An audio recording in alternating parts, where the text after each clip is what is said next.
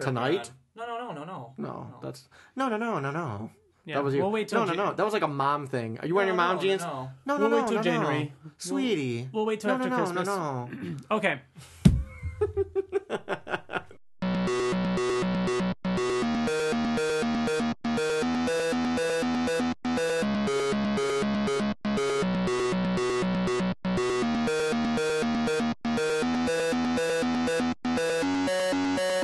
Hello and welcome to the Invincible podcast, probably the best superhero podcast in the universe. This is a show where friends get to sit around and talk all things Invincible, a comic book by Robert Kirkman.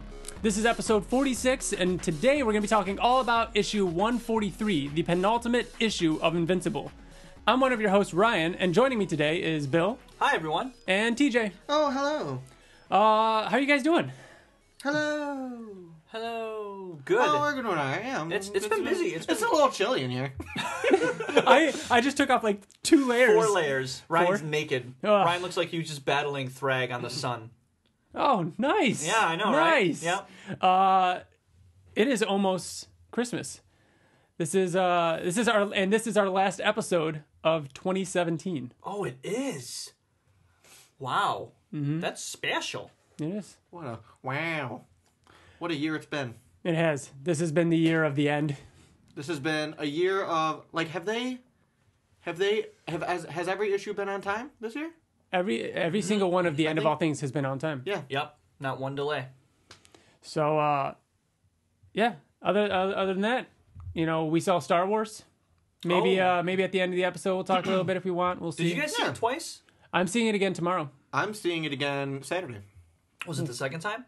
Or is It that the second time? It will be the second time on Saturday. All right. Yeah. I would like to see it again. Yeah. But Before we jump into the new issue, a couple things. I just want to say that next episode, we're going to be talking all about how we want to just kind of end the series, how our issue 144 would go. We're going to kind of have some fun with writing how it would go.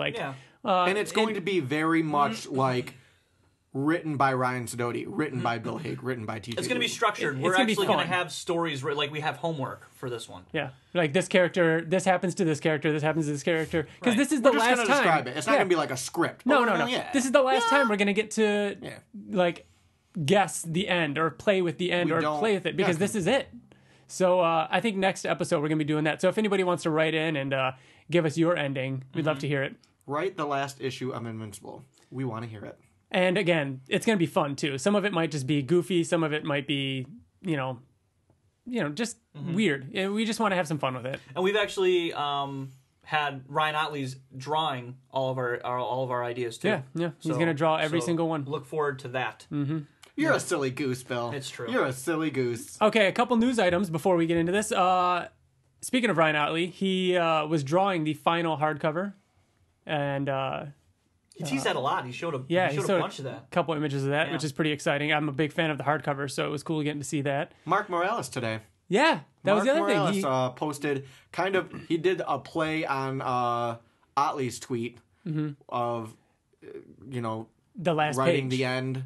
And then he I think it was the end. same page. It was. Yeah, so he took the same picture of the word the cool. end. Yeah. He kind of did the same, but he inked it. So the inker. He inked the final page of Invincible. Yeah, the final page of Invincible. And thanked Ottley, thanked Kirkman. He actually thanked them for allowing him to, the way he worded it, I wasn't sure what he meant by, to help finish out this. Yeah, but it made me think did he have a say in the story? Oh, I don't think so. The way he put it, I'm sure he just meant for coming along on this. Yeah. I kind of want Nathan Fairbairn to do the same thing, when he finishes coloring the final page. I'd love it if he, tweeted that out. The other thing was the trade paperback for Volume 25 was revealed, and it's coming out in March. Bill, have you seen this? This is really cool, yeah. And isn't the one before it or after it? That's awesome. Yeah, so Volume 24 and Volume 25. The End of All Things trade paperback Volume 1, I think, just came out last Wednesday. Yeah. So those two, I actually saw it in Barnes & Noble the other day. I flipped through it. But yeah, they do. I remember we were wondering if the other half was going to be Robot or if it was going to be Thrag or what, and it ends up being Thrag. And I think it looks really cool. Is Thrag scarred? It looks like he's Like like he's- it looks like he's not wearing clothes. It looks like that's during Look the at fight. his face right there, though, too. Like, doesn't it look like he's a little... Oh yeah, sunburnt? like by his temple. Yeah. What's crazy is Robot in the background looks so awesome, and his face is cut off by the E in Invincible. Yeah, that sucks. But it This- looks like he's like kind of like has his arms out in front of Doesn't him. this remind you of Walking Dead? Remember how all of the volumes of The Walking Dead, all the zombies You're along right. the bottom matched up? You're right. Oh, I fucking loved using my living room and, like, spreading them all out. So that's it for the trade paperbacks. That's it, volume 25. So that's it. That's all I have for news. Ready to jump into this? Yeah, the penultimate issue. Yep. Cover. You think the cover was accurate I for think it was this issue? super misleading, as always. Really? Yeah. I Well, disagree. okay, that's not true, because Disagree. the Mahler twins are in it. Yeah. Not predominantly, but they're in it. But they're in one Mark's page. hair is, like, super short in this Yeah, and weird. Mark's hair was not accurate. It kind of bothers me. I thought that was weird because the cover to 140, long 142, he had long hair. Yeah. And in 143, it's short. And then 145, I'm sorry, 144, it's long again. But by the time we see this, I mean, I guess it has to do with the solicitations. Like, I don't know. It was just an interesting choice. But I think that, what's his name, Scott? yeah, Vanessa's husband, being, like, the prominent. very, big character, that made sense. What do you think of Debbie looking at Earth? I mean, we'll get into it later, but Yeah. we're assuming she's gonna stay. Yeah, she's staying. She's done with the Viltrumites. Yeah. She said she She- spent she so much said time. that. Yeah, so I think that's interesting. Like that kind of. I think. I mean, the only thing that's kind of not one- true no about one this is- cover is duplicate. Yeah, but wherever Immortal goes, like, she Yeah, goes no, to, I you get know, it, she's like but- the old ball and chain. Oh, and of course the grizzly shark reference on Marky's shirt is great. Oh, it does say GS. Mm-hmm. Oh, I was wondering. Talk about that. So TJ, what happened at the end of the previous issue? Where are we left off? Do you remember Like the final page. the final page? Do you remember how the final page went? What? It's Mark being introduced to Mark. Oh yeah, Yeah, duh. and Eve says, you know, Mark, I'd like for you to meet Marky, and it's a full page spread of Marky saying, "What was it? Is my mommy really dead?" Yeah. Yeah. And that was it. That's the last we knew. That was 2 weeks ago. Mm-hmm. What'd you guys think of weeks. this? What'd you think of that? Smart. Yeah, Smart. that we didn't have to see that That scene. we want. Yeah. We. I think we talked about this last podcast too. Is that that would be smart to put a little time in between it. And Yeah, but I'm mad that we didn't get to see that scene. I Like, think what did judging you do? by Did you just so like turn around and walk away? I think judging by this page, this awesome, like full page of Mark's head, and Eve talking to him saying, hey, it's I'm going to the ceremony, and what does she say? It's been 2 weeks. He's your son. You have to talk to him. Yeah. I think. What do you think happened based on that? Do you think he'd probably just walked away? That's the only thing that That's the only thing that could have happened. Right.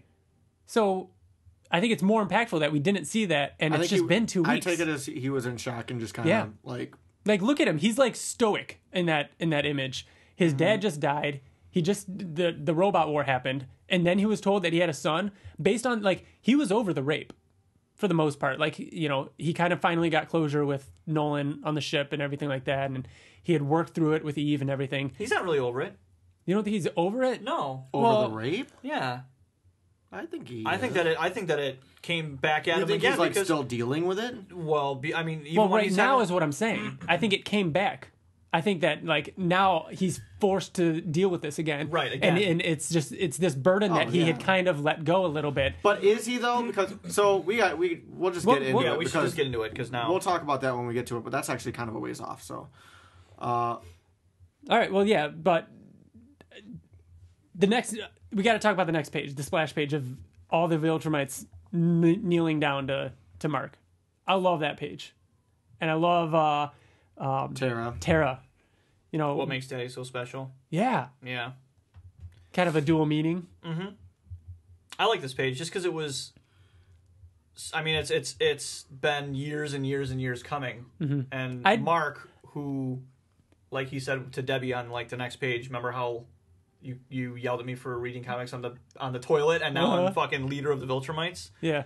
So it was kind of I didn't think we'd see this issue. I knew we saw him on the Thought cover. it'd be the final issue.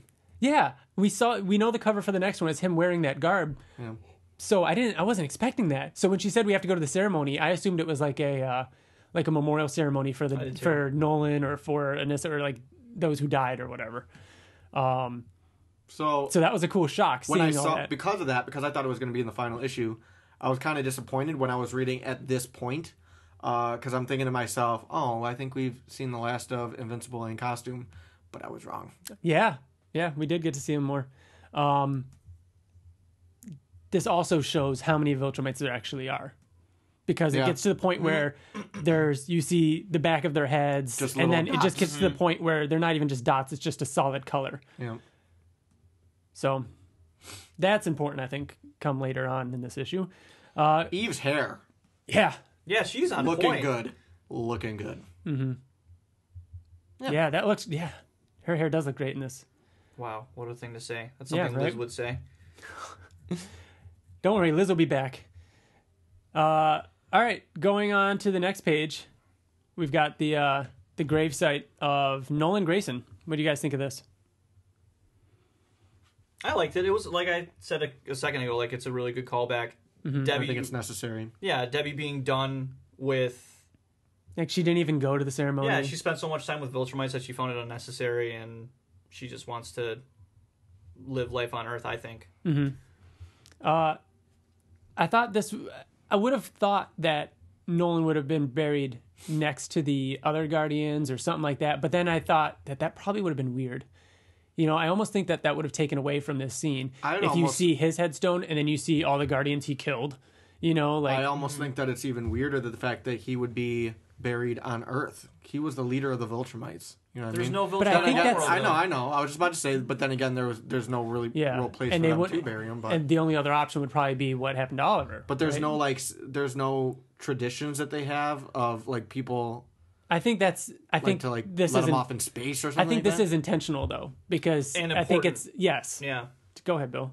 Yeah, because it shows how much of an impact humanity has had on the Viltrumites. Yeah, the fact it's that almost like he died a human. The Emperor. Yeah, I mean, this is how he's sent off. I agree that it's. I love the story, and that it's a very simple headstone. Like, do you remember the where the Guardians were buried? There's this huge monument behind Nolan when he gave the speech at their funeral. The Mahler twins dug up and everything. I don't remember. Anyways, even Rex, I feel like, had a big headstone. Like, this is a pretty simple headstone, and it's just his name. Like, it has his actual name on it and everything like that. The Viltrumite symbol. I think it's cool. I think it's really great. And then the next page, we get into the meat of what made this issue what it is. So obviously, okay, so it's Marky in his room. Can I just ask real quick? Trashed. Yeah. Because I think we're gonna start seeing our opinions are gonna start coming out as we talk about it. So I'm just gonna. Gonna ask our quick impressions before we got into this. What is your overall opinion about this comic? Ryan, go first.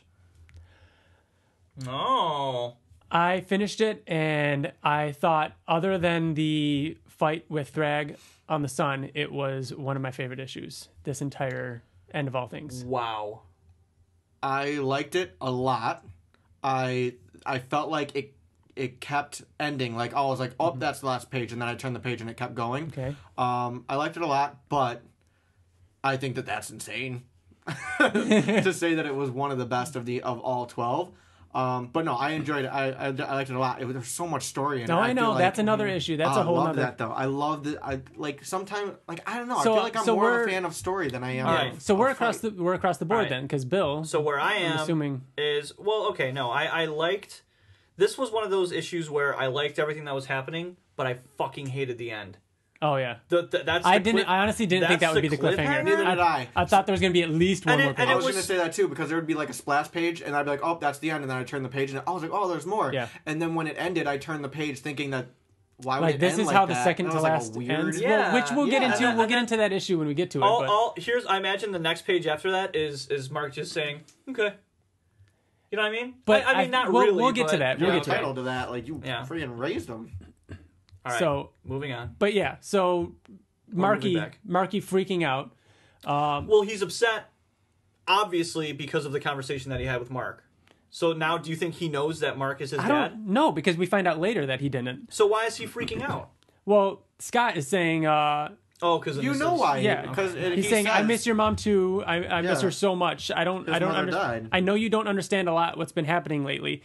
And you got to think, maybe we know that if in like this scene he uses his powers and flies and destroys the bedroom. Maybe he has been like doing things for the last hour and he's starting to freak out and panic. All his toys and everything are around the room.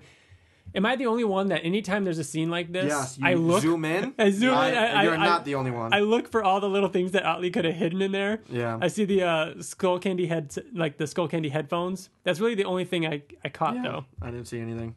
Where does he? Oh yeah. There's a giant pencil. I'm assuming it's supposed to be a toy pencil or something. So yeah, Marky freaks out and Scott breaks down the door and there's a huge hole in the wall. Did you guys assume anything other than he got his powers? No, it was that. I instantly knew that he just flew out without knowing. The damage does kind of look like something grabbed him, but I didn't really doubt the fact that it was probably just him flying out of it. All right, this is a big scene I wanted to talk to you guys about. Alan and Mark, this might be my favorite of the issue. This felt like the end. This felt like the end of a major relationship between them. Like it was rough, right? It Wasn't it like it was almost hard to read because like Alan's talking, he's like saying like what was he saying? Like he's got to go. Thank you, my friend. You know, I couldn't have done this without you. And then Mark's just like, I remember how you got me involved. And then Alan just looks at him. And he's like, I'm sorry, I didn't mean to make things awkward. It's like, oh man. He's like, but our relationship is never going to be like it was. And he said, Mark even said, standing up with his hand on his shoulder, like he's not being resentful, and he's just saying they're coming to an agreement. Yeah. Like, listen, we have to understand that our friendship can't be what it was based on what you've done in the past. But at the same time, I understand why you did it. You're a leader. Him saying you're a better leader than a friend. And that's okay. That is like a turning point. That to me is like what this comic means by the end of all things. Like this is the end of Mark being a kid. This is the end of Mark being a hero. This is him being a leader, and he's never going to be the same. He can't even have friendships.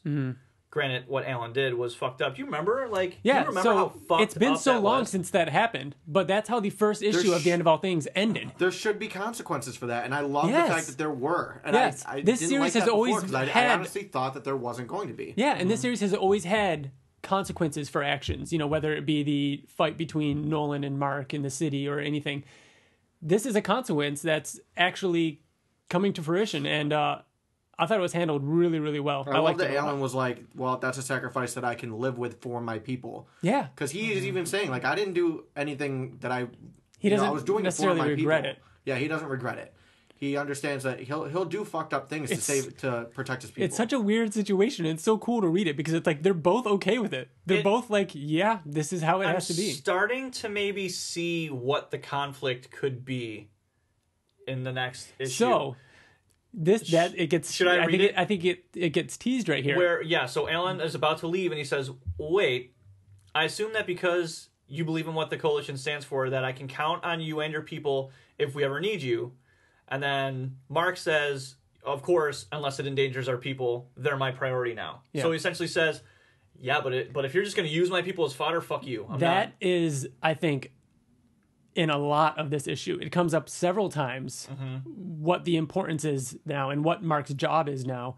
And if we think about, remember the cover to the final issue, the cover to 144 is Mark like angry looking, and I used to think that was anger and that he was like but I think now it's more of a like proud determination. Yeah, I kind of always thought that was. I never thought he was like going to go like bad it's like well, it looked like a grimace. It looked like he was like mad. Do you think so? But I think he's just like tough. Like he's badass. Like he's going to do what has to be done. Yeah. For better or worse, though.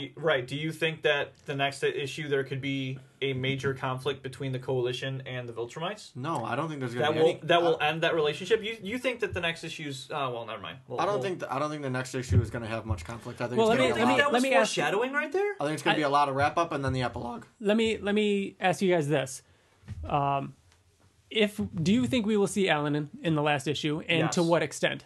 Like, what is half of it? You think Alan's gonna make up a good chunk? After reading this issue and seeing this conversation right here, this could either be one of two things. Obviously, it could be either just the last sad time we see Alan, where he's lost to Frank completely, to where he can't even utilize him when he's in need if it endangers his people. He has more priorities than that. So this could just be the end of that relationship. And would both of you be okay with that? Yeah, I would. But I would also be okay if it was gonna start a conflict between them. Yeah. Yeah, I'd be okay with that. I almost wouldn't like them to start a conflict and start a whole new issue with story, Alan, because I think it's too much. Yeah. I think that it's how many pages is it? Is it 32? Like what, the final one? Yeah, I thought it was like 40 something. It's almost 50. It's a lot. So I think that Alan will be in like a quarter of the first, part. And then the second part, like what I believe Corey Walker's part is going to be the epilogue. He might be in like a quarter of that too. Which we could be totally wrong. We have no idea what. But now the more that I'm thinking about it, I think this was the end of Alan. I think. Yeah, but would you ever see it coming? The Coalition and the Viltrumites fighting after they've been kind of allianced for this long? I don't know. I don't know how it would get to that point. Why can't it? Why not? He needs them. He says no, or maybe Alan goes back. Maybe it starts with Alan going back and be like, you know what? We can't trust the Viltrumites if they're not there. What the series ends with him grabbing the Scourge virus? All right, we should save it because that's good. That's interesting. All right. Oh yeah, for when we write it, I know what my story's going to be. Okay. All right. So next page, Eve and Mark. And this is when they talk more about it. Like Eve kind of asks for clarification on, she says, Viltrumites are your priority? So they talk about, and Mark explains, he's like, well, they, humans are my priority too. I'm kind of a product of two worlds, but right now the Viltrumites are on the brink of extinction. So that's why I'm putting them first, essentially. I thought they were going to do it in this scene. Yeah. And I started to get a little excited. Mark is so buff. He is. Isn't he? Damn. Another thing he says is that... commenting on Eve's hair and how buff Mark is. What was I going to say? Mark mentions that they're needed out there, referring to space. Somewhere I think that's... there. He's going to meet Fievel. I mean... Oh, yeah, that was Did you guys see how his costume's hanging over the chair? Yep. In the room? Yeah, right there? that's cool. They get a call from the leader of the world, the Immortal. Yep. Because there's something he needs to handle personally. Spring into action. And we get to see him in costume. Now, this isn't the last time we've seen him in costume. It can't be. We're going to see Mark in costume in the last issue. We'll see him in the last. What? Yeah. No, I think we will. I don't think we will. I think we You have don't think to. we'll see him in costume? Well, I don't even understand why he's in his costume now. I agree with that. Well, yeah, I mean... Like, really, even they've talked about it before. Like, why do you even wear them? No, but I mean right now. Like, why did he put on his costume to fly to Earth to talk to Marky? Maybe Eve did it instantly. Oh, man. No, but it was folded up on his... Oh, but I know. how weird and intimidating would it be for him to show up to the scene wearing like a full Viltrumite garb? Oh, so maybe it's because the world knows him as Invincible. Mm. Do they know? Is Invincible's identity no a secret? Yeah. Yeah, it still is. Well, there you go. That was a question a long time ago on Reddit, I think. I think we talked about it. And we might have talked about it. Whether or not... I think it's still a secret, but I don't think anybody fucking cares. Yeah. No, Dinosaurus, do you remember the issue where 100? he crushed 100. his head? He was on live TV and it was a clone of Mark. It was Mark unmasked. Yeah, but people see... If people saw that, I mean, yeah, everybody in his immediate circle would know who he is, but strangers... And then social media would spread, hey, this is Mark, hey, this is Mark Grayson. Yeah, but then it'll get to a point when do people care? Like, Well, so what? Maybe.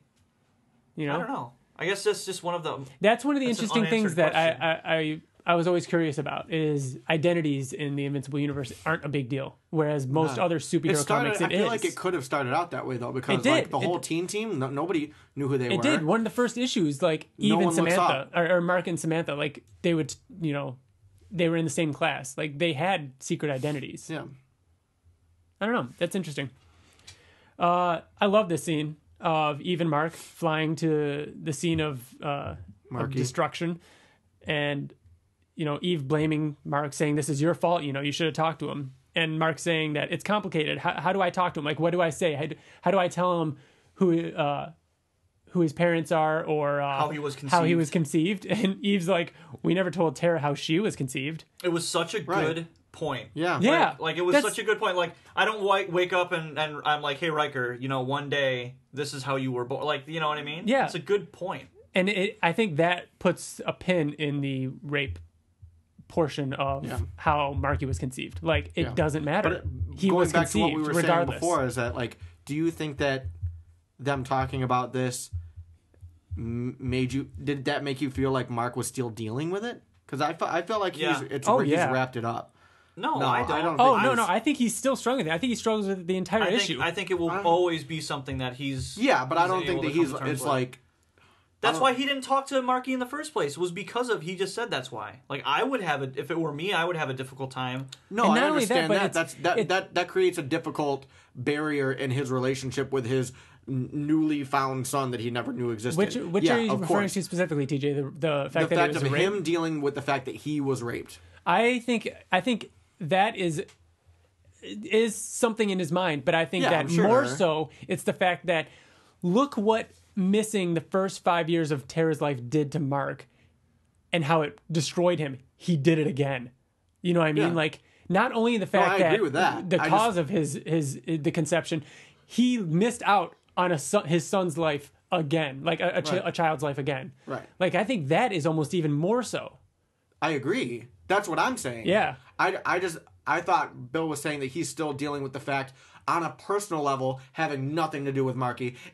If Marky never showed up, would Invincible still be dealing with it? I'm sure he is, like, because you don't really get over something like that. But at the same time, but it was in the story. I don't think that he's still dealing with it personally. But that's a silly way to put it, because obviously Mark every single day he's not thinking about how he was raped, but now that there's this big glaring outcome of something that reminds him of being raped. I think we're all on the same page where Mark had moved on. He had dealt with it. Of course, you don't 100%. Yes, you don't 100% get over something like that. I'm assuming, but this is brought up again, and that's not the only thing. There's a lot of things going on here.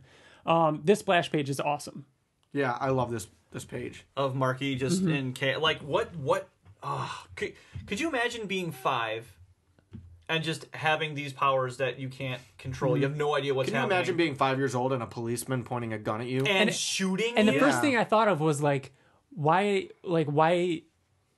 is he causing all this destruction? Like, how is he causing this destruction? But then I thought about it, he's scared. He's going to try and run from these cops with guns. What does he do when he tries to run? He goes super fast and crashes into a building. And then he falls and breaks a car in half. I love that he's missing a shoe. Yeah. I love that. No, I thought it was really, really cool. The colors in this on this page are awesome too. Yeah. I couldn't believe when the cops started shooting him, and he'd say, "Stop shooting me!" Like, really? Yeah. Like, he must have fucked some shit up if grown ass cops are shooting this 5-year-old. Grown cops are shooting at him. Like, you would think that he would have killed people. Well, Mark and Eve protect him, but then Eve in a couple pages says that I'm worried there's people in the rubble. Right. So there probably are people hurt. But anyways, Mark comes down and flies Marky into the sky. Yeah, hold your Very breath. Reminiscent of all the times Mark and Nolan have talked together in the sky. Mm-hmm. I don't know. I kind of got those vibes. Mm-hmm. Yeah. This was a great scene, though. I thought Marky did a good job, Kirkman did a good job writing Marky, saying, leave me alone, let go of me, who are you? What are you? And Mark tells him, I'm your father. I read it as he's screaming it at him because he's so frustrated, trying to calm him down. It kind of shocked him, and that's what made him kind of pass out. I don't know, TJ, because I kind of have to disagree with you. I can see why you thought that, but the font, not screaming at him in anger, just being like, calm down. I'm your father. Who are you? I'm your father. Wow, that was really terrible acting. I would laugh if that happened in a movie theater, just so you know. I could see where you're coming from, TJ, and I honestly think I might have read it that way the first time too, but looking at it again, the font is so small in the word bubble. Normally it fills up the page, the bubble. I feel like he's saying it calmly. Top left, he says, leave me alone, let go of me is all bold and exclamation mark. Yeah. And then look at what Mark is saying. He's saying, Marky, stop this, ... Marky, ... exclamation point. Oh yeah, no, he's definitely like. Who are you? I'm your father. You think that there was like a pause in there to where it was like a normal conversation? See, I don't know, because then his eyebrows even give that away too. It does kind of look like he's like. His demeanor shows that he's yelling it, but I think that he's saying it calmly. But anyways, yes, yeah, great scene. I like Marky's reaction again. Yeah, I love that he has one shoe, and he passes out. Eve catches him. And says she's going to take him to the Pentagon. That's when she says that, I'm worried that there's people in the rubble. Mark's expression is great. And he's like, oh, crap. Well, the big thing. No, he says, oh, crap, because he sees the Mauler twins. The fucking Mauler twins. I'm so glad. Yeah. I'm so happy. Well, this is a throwback to one of the first things that Robot did. Was just fund them. Wasn't that Robot that was like, I'll give you... Didn't that happen? Or was it Cecil? Cecil... I don't think Cecil did.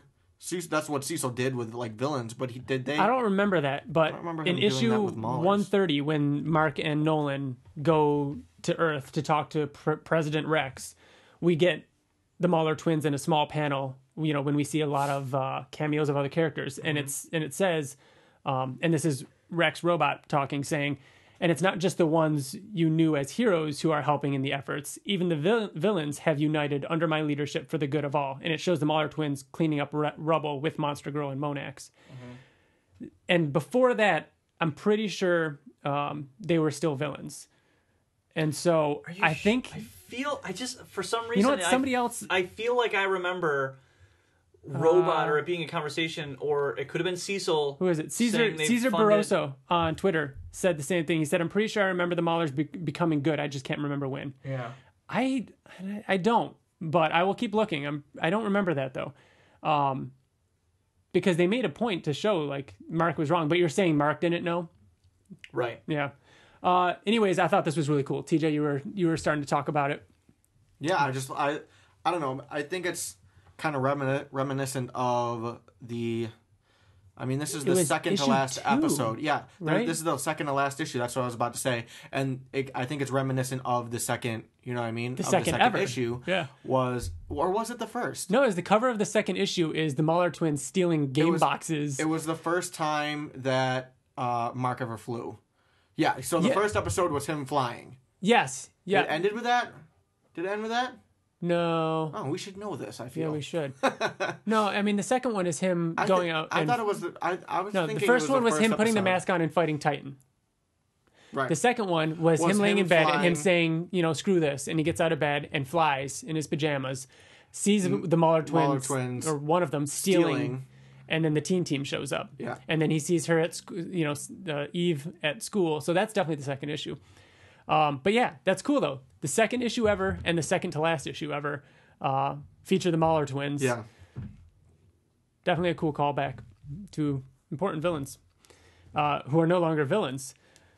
But I like how they misunderstand Mark and they're like, we have every intention to make it quick. And they have all these robots that go out and they make a good point. They say that they're content. They no longer have a reason to work on the other side of the law.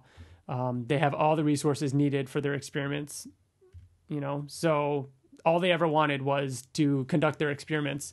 And apparently, whoever was funding them is still funding them. Right. Rex is no longer around, but I'm assuming the new government, is maintaining that. Yeah. Yeah. Very cool. Yeah.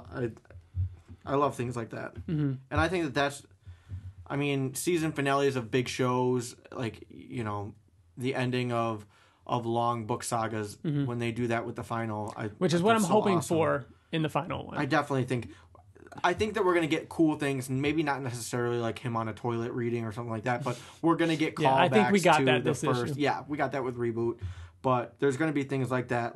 I feel like I want to reread.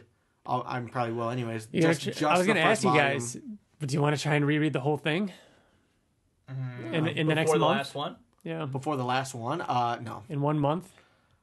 I'd love to do that, but I got shit to do. Yeah. Yeah, I might try. We'll see. I'll definitely get through the first one. I feel like I would have a hard time not being like, oh yeah, I remember this, and getting to your favorite parts. Yeah.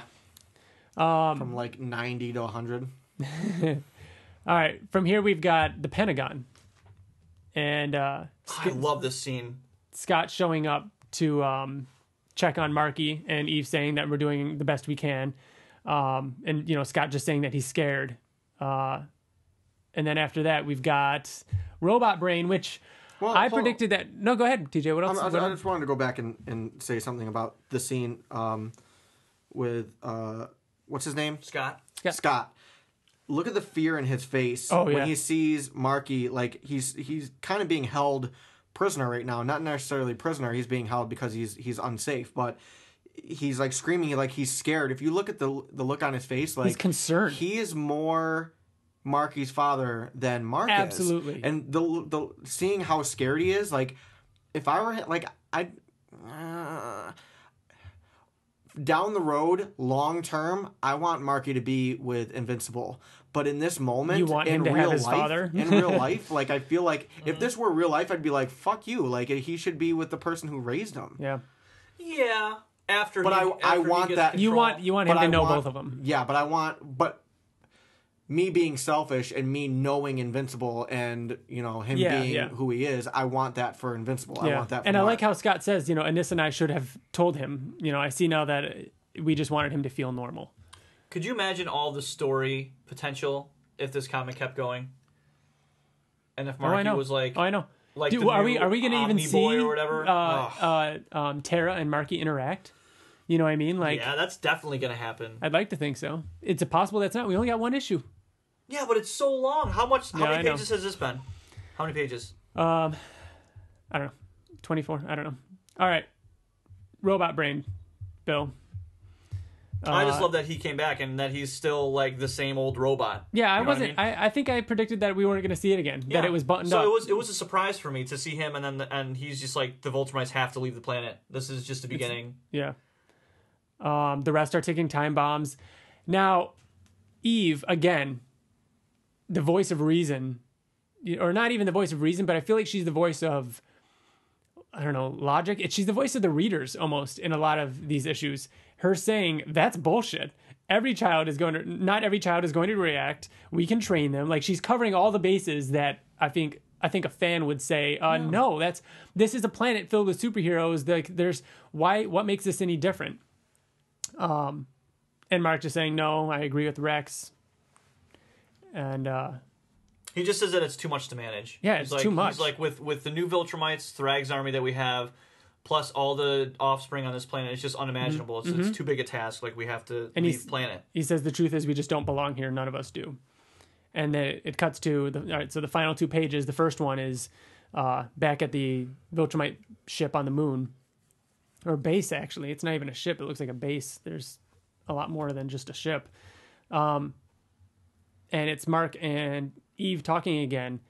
And he's just explaining it, saying that there's just so many of them. And that, he's worried that all those Viltrumites will take away from what makes Earth. Yeah. And I think this is really smart because at first I was thinking the same way Eve does. But you know what? We saw how many Viltrumites there were at that ceremony.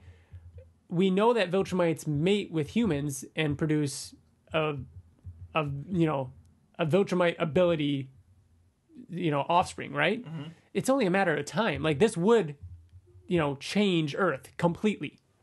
Maybe in 100 years, not even. Like, could you imagine that? 20 years, 25 years, like it would be. There's so many of them that it would just be like coexisting, like. But who's to say that they wouldn't be like, we're better than humans. Like, we're going to make humans slaves. We're going to make humans work for us because, we're the dominant species. He just wants to take, yeah. And I mean, it's worked for some of them, but like, that's a lot of Viltrumites.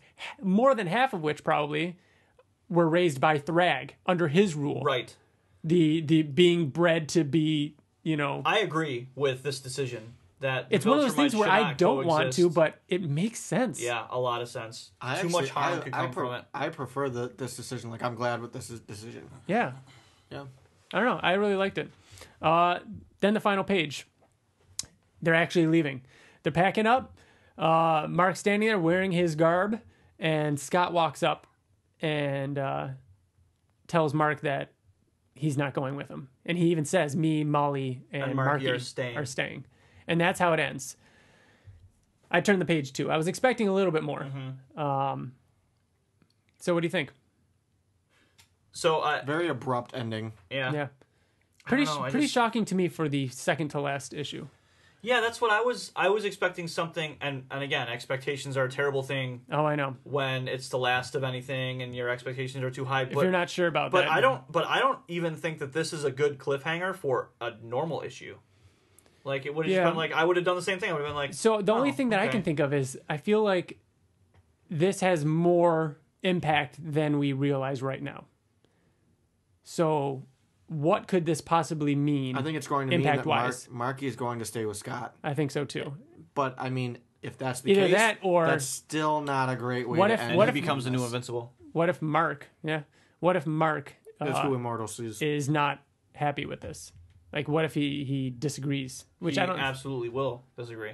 And do you think that's right of him to do or wrong of him? Is that going to be a bad Mark or a good Mark in your eyes? I'm sure he's not separating. I think he's going to be understanding. He's not separating. You think Mark's going to be understanding? No, I disagree. I do. Well, there we go. Talk about it. Why? You think that Mark's going to be like, okay. He avoided Marky this entire issue.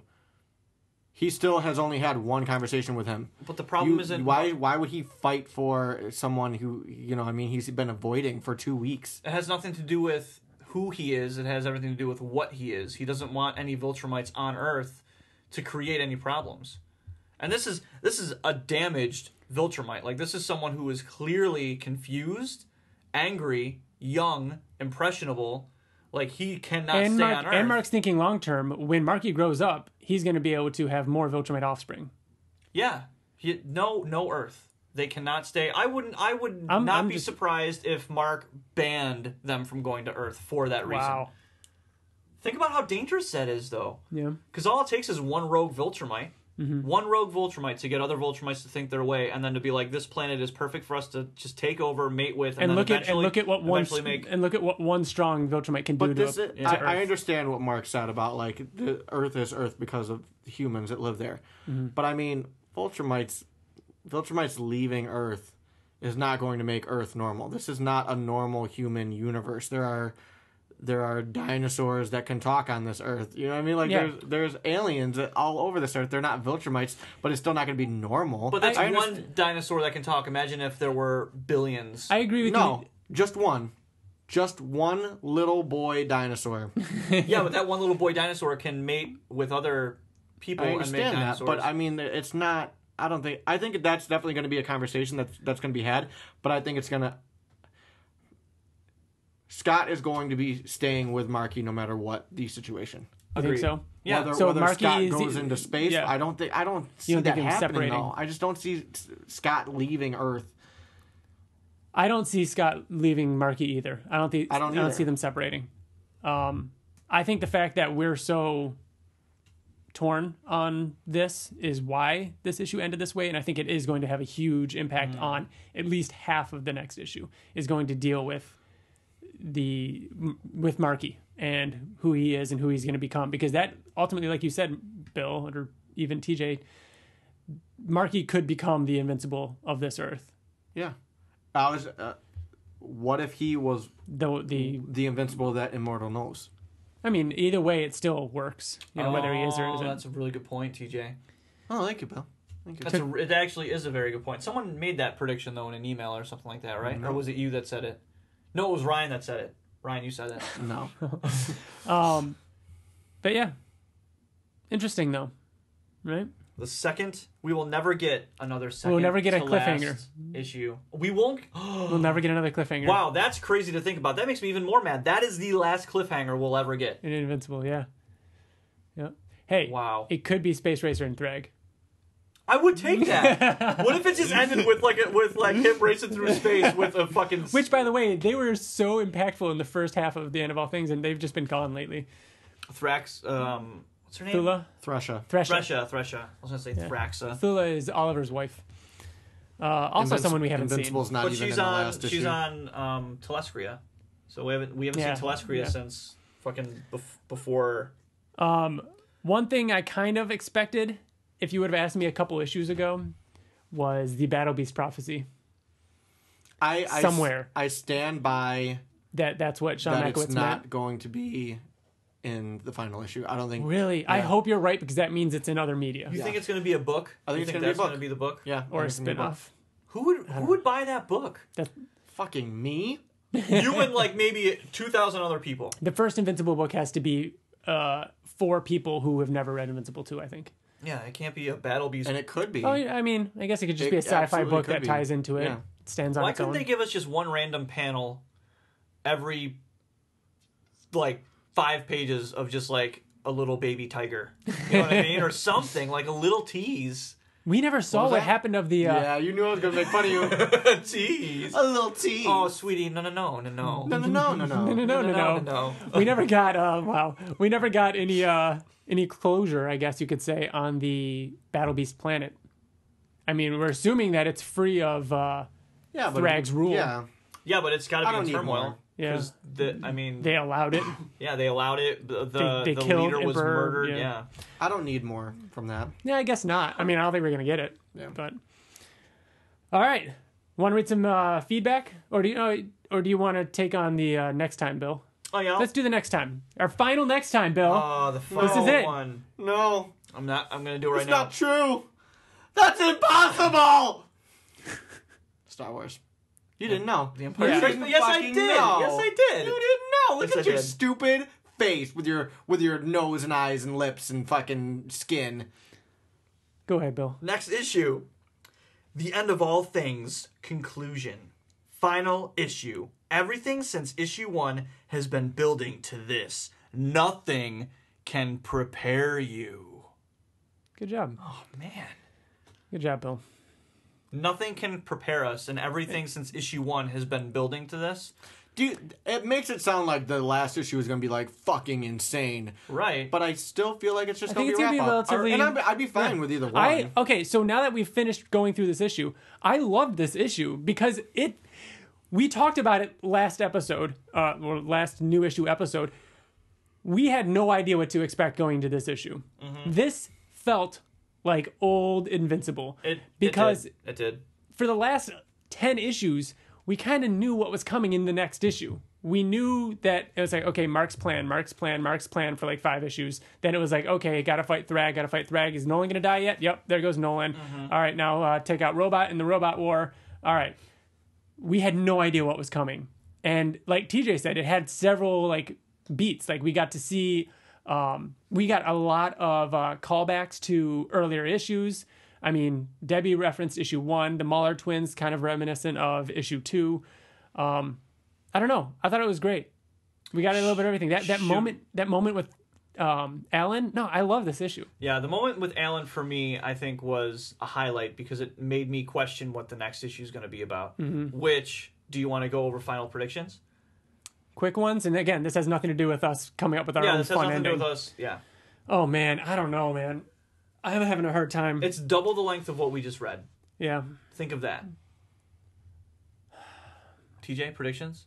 I think the first couple pages is going to be the conversation with Scott and Mark about obviously Marky and where that's going to go, and we might get an end to that within the first couple pages. It might drag on. I'm not sure. I don't know. I think it's rather good that we can't even think about it. We don't even know. Because honestly, this issue I was expecting to be big. The end. Yeah. No, the end. I thought that this issue was going to be the You final didn't think issue. there was going to be any lingering. With him. I thought that it was going to end with before the epilogue, if there is an epilogue, would be the ceremony with him being garbed. I would have agreed with that. Yeah, I thought that was going to be the ending of our story before the epilogue, but it already happened, so it's like it is kind of hard to predict. I don't really want a lot of in the final issue. I want the whole issue with Scott and Mark to be fucking quick. It's the final issue. I want something other than that. I don't know. Really quick, because that was pretty long. Is that I think that there is going to be some sort of Alan and Mark conflict. You think so? No, I really do. I think that was foreshadowing. That was such a perfect way to end the I relationship. I agree, but- I thought sad, very sad and perfect if it did end. But but I also feel like it could be foreshadowing for something else. I just feel like it's beating you in the head. Of course, like it's kind of. Yeah, but the spaghetti monster said, "You've doomed us all." That's what it's going to be, a spaghetti monster. Right. And what's the conflict? Spaghetti monster. Okay, I want to talk about the spaghetti monster. But first, a couple things I want to think of. We've talked about it multiple times. I'd love for next issue, the resolution with Marky early on. And then after that, I mean, in this issue, Mark tells Eve that we're needed out there, out in space. We've talked about it several times. I want him to do the Betterment Committee that his dad told him about. Yeah. And this whole series... He's going to. That's what I want it to be, yeah. Yeah. And I think that we need to get that in this. And I think this whole series has been... He talked about it in this. That's why he said, like, we're needed out there. This whole series has been a story about a father and a son. And that's how it's going to end, too. But it's Invincible and his son. So I think Marky is more important than we know yet. And I think that is going to tie into it. And maybe Cory Walker's section is going to be Marky when he's older. And meanwhile, knowing that his dad is out there making the universe a better place with all the Viltrumites. I don't know. Maybe I should have just kept that in and saved that for my... Yeah, you should write it. All right. I think that... Oh, that's true. Maybe I'll keep mine too. Keep it. We'll talk more about that next episode, I think. All right. Anyways, let's get some feedback. We're going to talk... we're going to hear from Ben from the Nerds Chatting podcast. Oi! That issue was bollocks. It was the bollocks. Or the bollocks. Remember, you said you were going to start using the bollocks. Yeah. Apparently... You say the? Yeah, the apparently bollocks. saying... We were talking to Ben... Is that like the shit? Yeah. It's before you showed up for the video live stream that we did last Friday, which will be on YouTube soon. No, it is right now, but it's just not edited yet. Yeah, well, it's there. It's floating around. But we were talking to Ben, and we got into slang. I'm pretty sure that was on Twitter, though. But yeah, the apparently you could say the bullocks.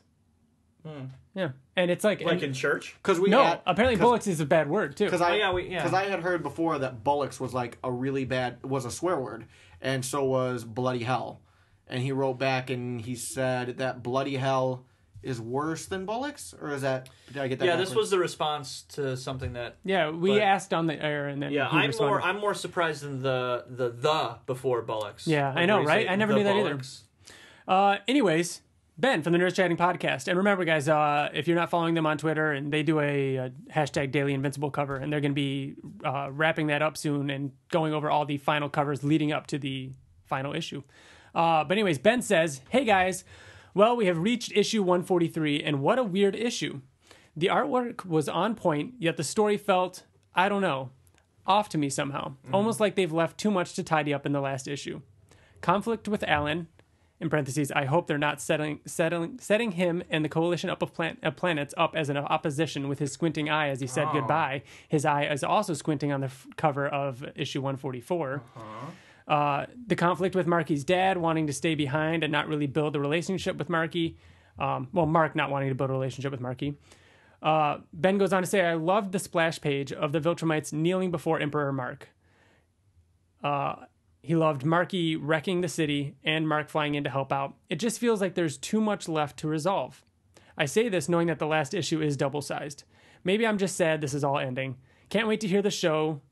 Enjoyed the live stream last week. Wish I could have stayed and watched longer. You have to admit, Ryan, TJ was wiping the floor with you.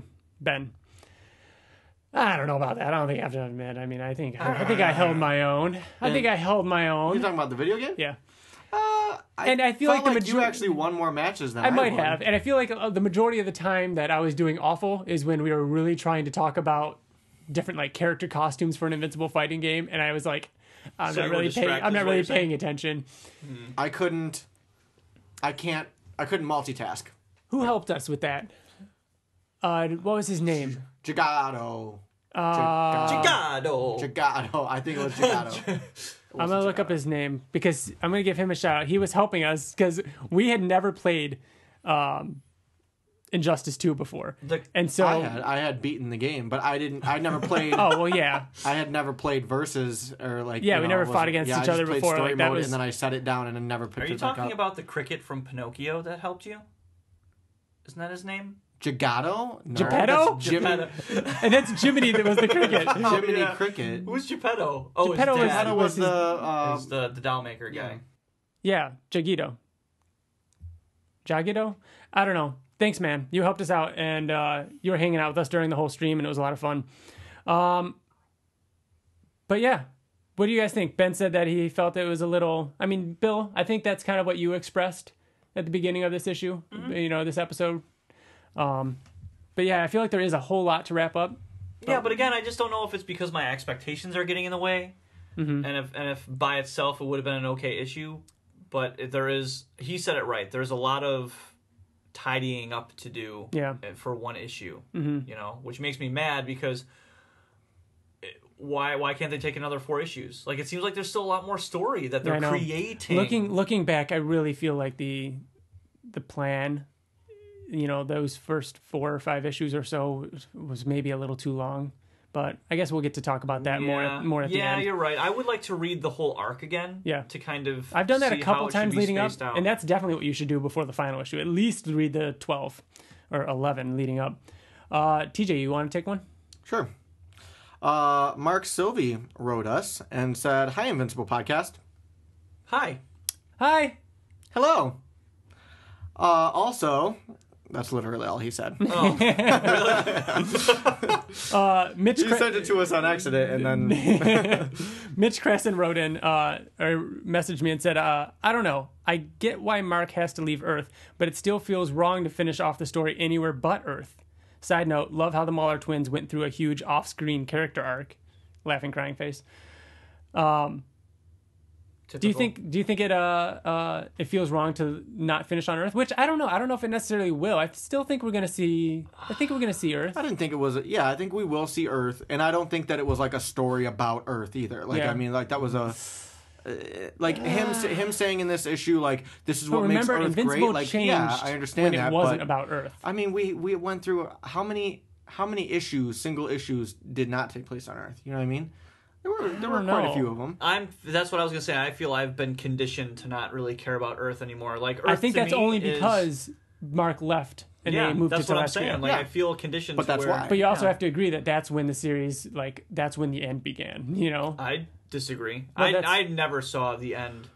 Well, okay, not like that, but that's we've talked to Ottley about and everything like that. Because it stopped becoming a superhero book on Earth is kind of when that changed. But I think Earth is really important to the series. And I still think we're going to see it. I mean, we'll see. I think we're fine, though. Scott Bodenhammer messaged us on Facebook, and he brought up kind of an interesting point about Eve we've talked about before, but we've never talked about it like this. He says, first, he says, the pure blank expression on Mark's face was staggering. He does not want to be emperor. He does not want to choose the Viltrumites over a peaceful life with his family. I think in the last issue, as previously predicted, Mark will form the Viltrumites into Nolan's fantasy about a peacekeeping force. I'm not sure where this will leave him and Eve, though. Also, I've heard a lot of speculation that Eve will eventually die of old age. I have always imagined that she will age normally, but at death will be able to regenerate herself. I think that would be an interesting concept. Not a steady immortality like a Viltrumite, but she would essentially be like a phoenix and be able to rise from the ashes. I think that's a really cool idea. I think we've talked about something similar to that. But not old age. Yeah, but not old age. Right.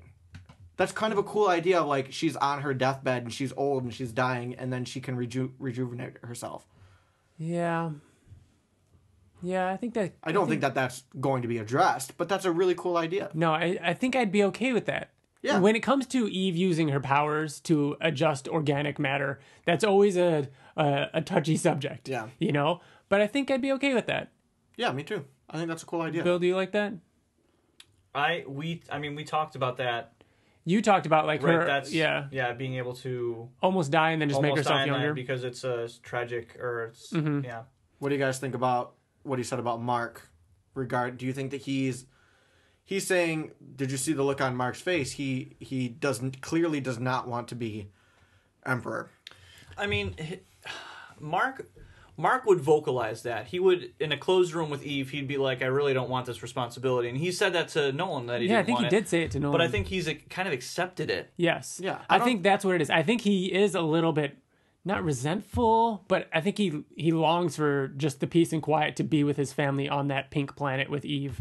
But he's in this position now, and he's going to accept it. Think about his tone that he had with Alan when he was talking. He seemed very...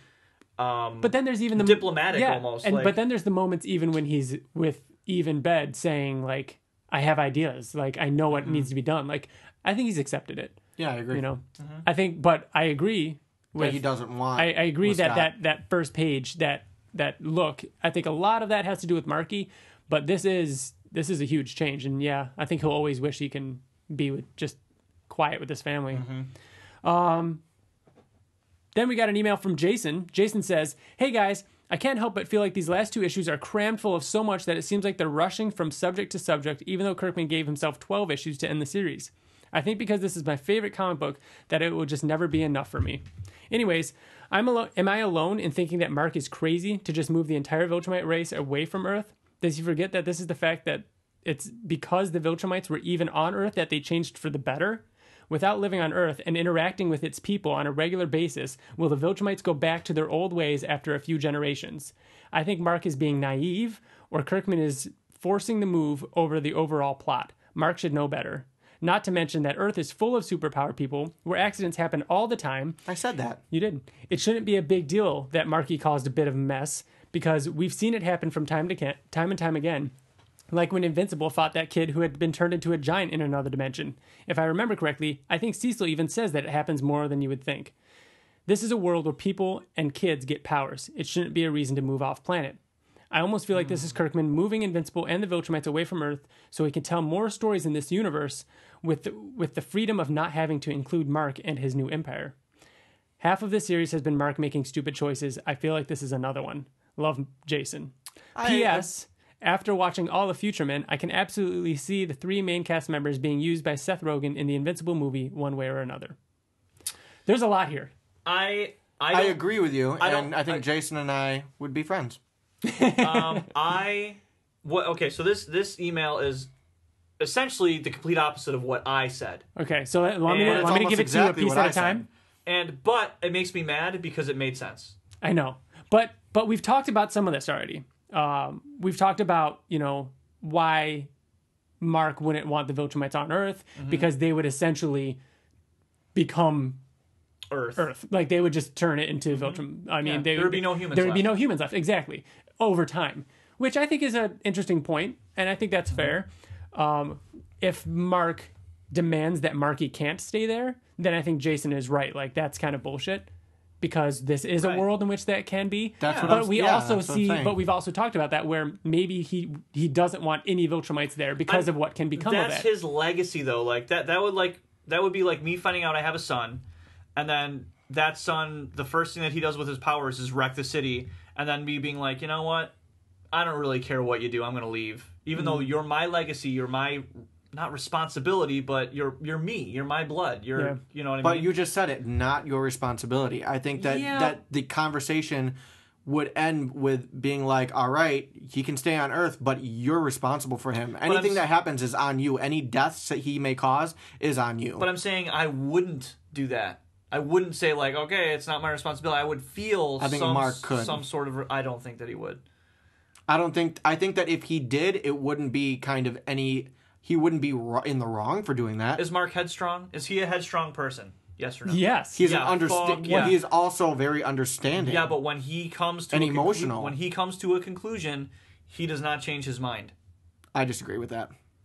You think that you're confusing headstrong with stubborn. You're saying that he will not change his mind. He's a little bit of both, but I don't know. I think that he would.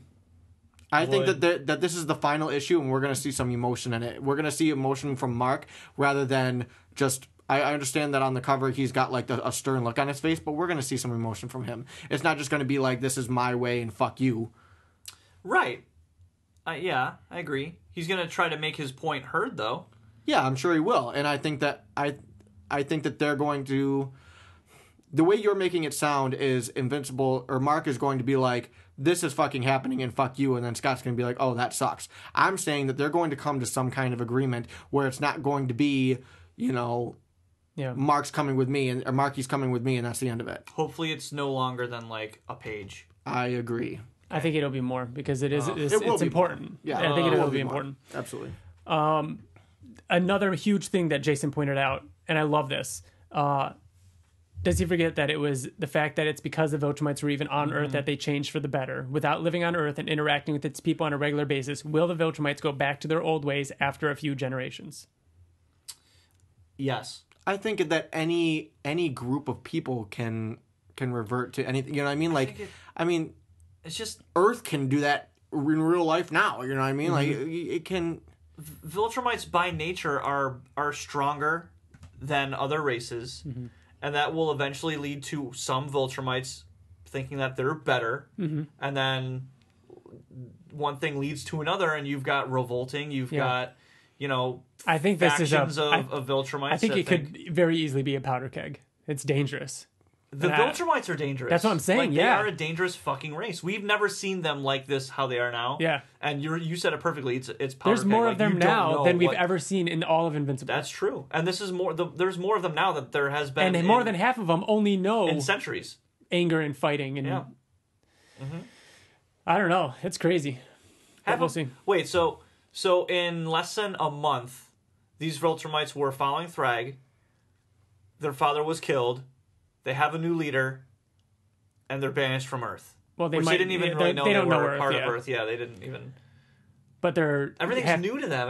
Everything's like it's a bunch of kids, topsy turvy. Yeah. What the fuck do they believe in? What are they supposed to do? So, but that's a lot of people. Like, look at what happened to Ursula. Like, emotions can change. See how much story there is right now. I know. It sucks. I know. It sucks. I feel like the Viltrumites are a very loyal type of people, though. Yeah. They don't.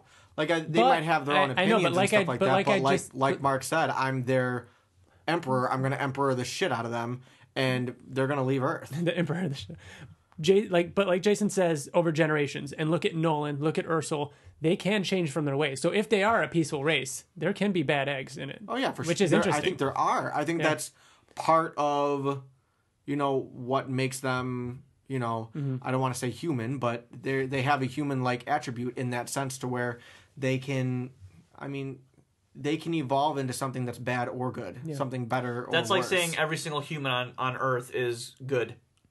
That's like saying every human on Earth is bad. There's prisons. That's like saying every human on Earth is bad. Yeah.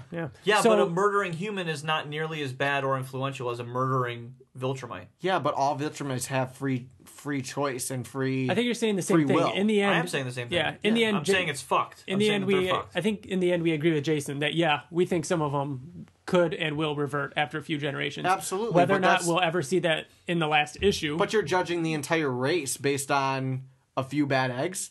You know what I mean? Like, no, I'm saying that it can be. It could. Yeah, of course it could. So we all agree that it could. Now Jason's also saying, like, will all of them? Like, it could. The whole Viltrumite race could turn again, overthrow Mark. Sure. You know what I mean? Like, that's possible. Absolutely.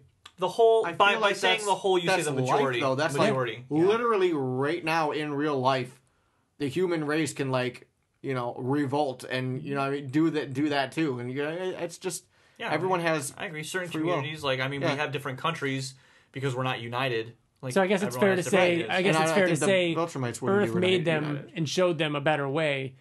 But even if all of them were on Earth, that could happen, which is a big reason why Mark is leaving, to get him away from Earth, right? But I think either way, even if they leave, they can revolt. Yeah. On Earth, they learned compassion. Like, that's really, they learned compassion and love. You know what I mean? But that can lead to many problems. Jealousy. Fear leads to hate. This is another Star Wars thing? Yeah, it is another Star Wars thing. Oh my! Are you serious? I said it's another Star Wars thing. I'm moving on. Leave this place. Thanks, Jason, for the email. Earth 919 podcast messaged us and said, Mark is literally following a future he is well aware of. What is he thinking? It's sad to see him not feel a sense of obligation to Marky either. They're referring to... I had to ask him on the side. He's referring to the spaghetti monster. He's literally following a future he is well aware of. Doomed us all. You have doomed us all. Now it's going to happen, right? I'm going to ask you guys. Monster is going to come back, are we going right? to see it? Again, we'll talk about it more maybe on next episode, but... How could we not? That's not even a cliffhanger. That's like, hey, this is how it's going to end. That's honestly how I thought this issue was going to end. It should have. That would have been a way better cliffhanger. Like we're just seeing like a blue light in the corner, glow. like, and then him looking, and then that's how it ending. Like you don't actually see it. Yeah. Ooh, it's right, Ryan.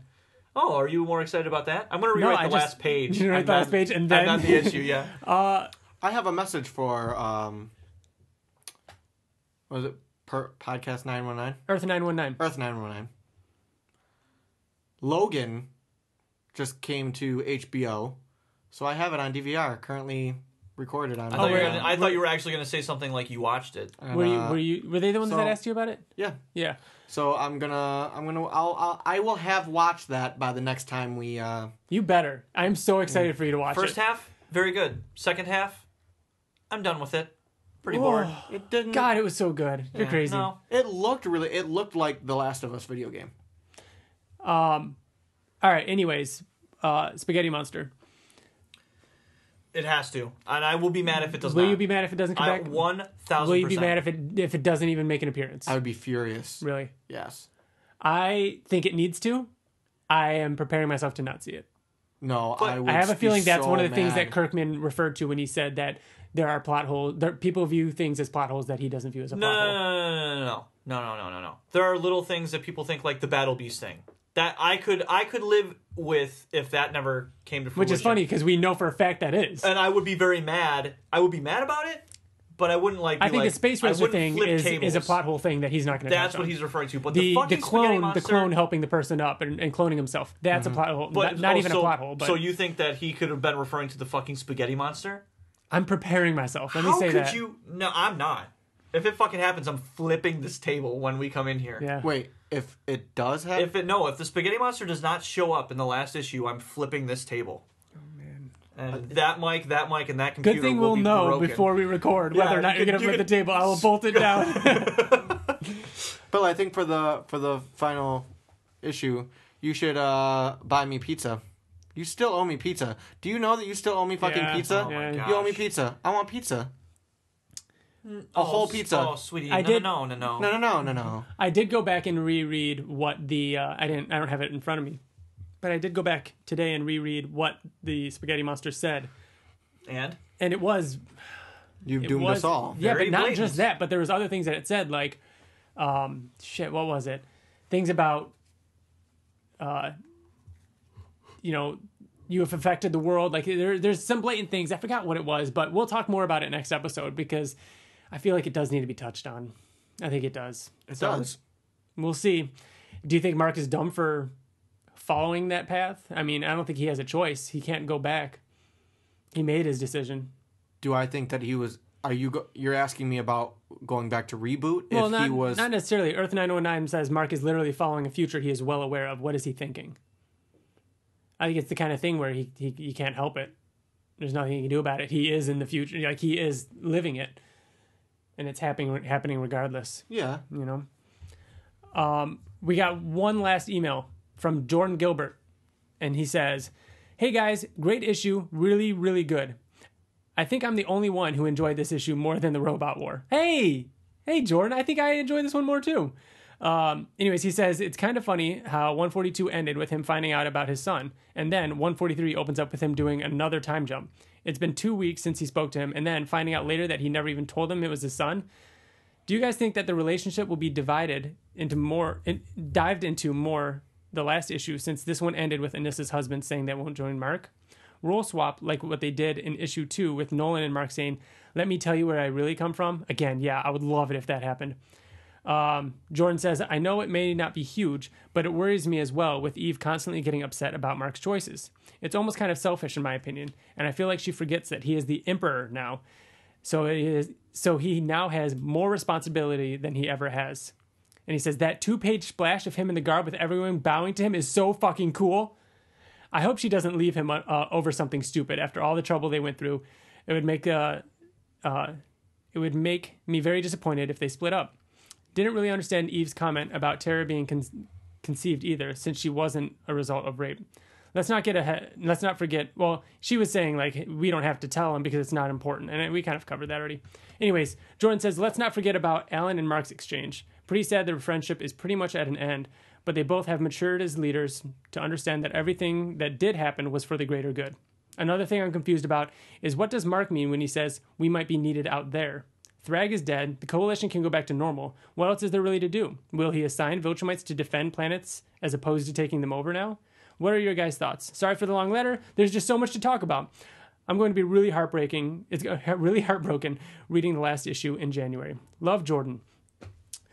Yeah, I think Mark is going to, we kind of touched on a lot of that. I think he is going to leave Viltrumites on planets, do the Betterment Committee kind of thing. And maybe that's where we'll see the Battle Beast prophecy. Maybe that's why we saw that planet. Maybe that will be one of the planets they go to. That's a good point. Restore. That's a good point. I should stop talking. I'm going to write that. Damn it. Yeah, it's okay. No, that's mine. Thank you, Jordan, for the email. You have always been awesome writing to us every single issue, and we've only got one more. It sucks. One more issue. We're not quite done yet. We're going to go to our fan spotlight now. We've got our final fan spotlight, our final, normal fan spotlight as we know it. We're going to try and do something a little different next month for the final issue. Still working on that, though. But we're going to go now to this month's fan spotlight with Tommy. All right, so here we are with Tommy. How you doing, man? Doing all right. How about you guys? Doing pretty good. Doing great. Welcome to the dope. podcast. I'm actually really excited. It's I like listening to you guys, and it's cool just to have a different a podcast just for that comic. It's the best thing that's out there. So yeah, exciting. You slowed down a little. Yeah, you slowed down a little bit there. But you said it was just cool to have a podcast just about one comic. Is that what you said? Yeah, exactly. And it's I think it's the best comic out there. So it's amazing that there's that you guys do this. So yeah, I'm excited to be on today for sure. Thanks. So when did you start reading Invincible? My friend Travis was really into Walking Dead. And that came out when the TV show was coming out. He had all the comics up to that point. And so he told me, read this. I was like, all right, this is pretty badass. And so I started looking on my own what other things this Robert Kirkman did. And that's when I found Invincible. And it was probably, like I said, it was right before the TV show Walking Dead started. So I think it was around the 60s or 70s. That's a good place to start. Yeah, exactly. So, I had been reading it for a very long time, and then I stopped for whatever reason for a couple years, and then I joined Twitter, and Nerds podcast they had said something about how it's coming to end, and I was like, what? Oh my god! So I had to jump back into it and catch back up and get back to where I am, and yeah. So that's how I got into it. You stopped reading Invincible? Yeah, I just kind of stopped reading comics in general. Oh, okay. I got into a relationship and had a lot of stuff going on, so kind of just like falling out a little bit, and no particular reason. And then, like I said, I heard it was coming to an end, so I jumped right back into it. Cool. And you're from California, you said? Yeah, Sacramento. Oh, nice. The capital. Yep. It's all right. I just thought of something, and we hear, ourselves included, we hear a lot of people find Invincible through Walking Dead. And I never really made the connection, but when and if the Invincible movie finally comes out, a lot of people are going to find Invincible and go to Invincible because of the Walking Dead show. So it's almost like the same thing is going to happen for live action, hopefully, that happened for the majority of people for the comic.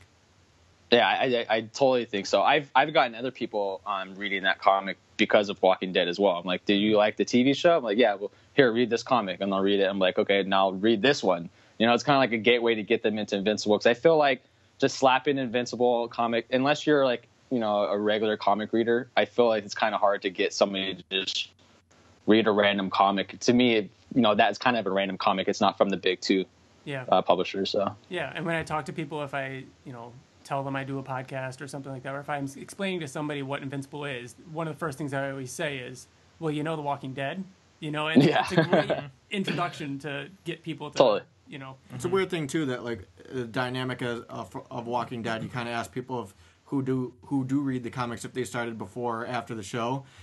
like a year from now, we're going to be talking to people. Did you start reading Invincible before or after it ended? Right. You're right. Yeah. Right. Exactly. Yeah. That's weird. So, give me like one of your favorite moments or story arcs from the comic. Oh man, I would say when he found out that Omni-Man was evil, his dad was evil. That whole part really struck me. It was completely different. Then that's really what really hooked me. Because to be honest, when I first started reading Invincible, it was okay. It was different. It wasn't like really exciting, but I kind of kept with it. And then when that whole thing happened, I was like, whoa! Like I'd never read that anywhere. Like the good guy is actually a bad guy. Like it totally threw me. And so from that point forward is when it sucked me in. So I would definitely say when he found out that his dad killed everyone. That was your top moment, TJ. That was my number one moment. When we ranked our moments with the girls for the final new reader, that was like and you were flabbergasted why none of us that else. It wasn't number one. Yeah, because like For real. I really feel like without that moment, Invincible wouldn't have become what it became. I think that it would have eventually fallen off. And oh yeah, yeah. Like an issue later, it would have fallen off. Because I'm with you, man. When I was reading it, like the high school stuff with the it was almost boring, like a chore. Like I was like, oh, I gotta read it, and then but you, TJ, were like egging us on to just get through it, and then once you reach that point, and we've talked about it before, how that almost. I don't remember the quote or where I read it, or if I'm even taking it a little out of context, but I remember Kirkman kind of using that as a standard going forward with other comics that, hey, Shane has to die within the first arc, within the first trade. Shane dies? I mean, things, you need to get people hooked sooner, because I feel like they probably saw a drop off, because I do know that like issues 10 through whatever, like were pretty low print for Invincible, because there probably was a drop off around that point. And nothing happens beforehand. Literally nothing noteworthy happens beforehand. Yeah, nothing really. They could have shortened that up a bit. Mm-hmm. Well, TJ usually asks, "What about favorite character?" If you had to pinpoint someone across, I mean, other than Mark, because everyone. Yeah, right. I'm actually surprised a lot of people don't say Alan. I love Alan. I've loved Alan forever. He's really. I don't know. He's just like a special, unique character to me, and he's different, and he's like thoroughly good like all the time. And I don't really see him having too much of a conflict as the other characters do. Mm-hmm. But I don't know. He's always been intriguing to me and stand out, especially when you got like super buffed up and modded. So definitely Alan. Yeah, definitely. Are you with the majority in thinking who should play him in the movie? Is it Dwayne The Rock? Yeah. Is that why I hear it? Yeah, it fucking no, is. No. What? No, it's all right. So I like The Rock. He's been funny, but I feel like he's in too much shit. And now he's in Black Adam, and I just feel like every time I go to the movies, he's in something. Yeah, he's too. I don't know. I feel like with him being Black Adam now, I think it would be odd. I think it would be weird. I totally agree that he would totally fit the character. He totally has a body obviously for it. I think he would do a really good job. And if that ever did happen and they picked him to do it, I totally support it. Yeah. I'm just not the biggest fan of The Rock at the moment. Mm-hmm. When they announced the movie, and then the Invincible Twitter page and I shit myself. Yeah. Well, you sent something out, like a huge picture you have of side by sides with like the character and then who you think should play them. And what was so awesome about it, yours was my favorite out of everybody's, because you matched. Oh, thanks. You matched up their facial expressions and the way they turned, like everything about them was the exact same picture of the actor that you wanted to play them. It like every picture matched up. It was such a cool way of doing it. That was awesome. That must have taken you some time. A little bit of time. It was really because my girlfriend, she's on Twitter and she does a lot of fan casting. She's a big DC fan, and that's how she did her fan cast. She would grab a photo and then she'd grab somebody that looked in that similar direction or whatever it was. And so, that's why I did it. Cool. Now, I want to go back a little bit to something you were saying, because it ties in well with what I want to talk to you about now. You were talking about Alan. Issue 143 was pretty big for Alan. What are your thoughts on issue 143? Potentially, if you read into it. Well, and everything that happened. I mean, overall, I felt I don't know. I don't want to be hard on like Robert and Ottley, but I kind of felt a little let down. I don't know if let down. That's kind of a big word, but or about. I kind of expected something more to happen, and it seemed more like a filler issue. With only 2 left, I kind of felt like, okay, you know, it was kind of odd to me. But I know this next issue is basically going to be 2 issues, so it wasn't really that big of a deal. As far as an Alan goes, it was quite curious how he left. It seemed odd. It seemed not right. It didn't seem okay. And the way that him and Mark's relationship, if this is truly the end of it, this is the last time we see Alan. It's kind of sad that their relationship ended in that way because, you know, they both were like really great friends and they helped each other a lot with a lot of things. And so to see the relationship kind of end in that way was a little sad. Yeah, it is sad. Yeah. But that's what I actually kind of liked about it is the fact that it was sad and it had that sad ending. And as amazing as their friendship was, like we talked about this earlier, like as amazing as their friendship was, they're leaders before they're friends, and totally they were able to. And it's realistic. Yeah, it is exactly.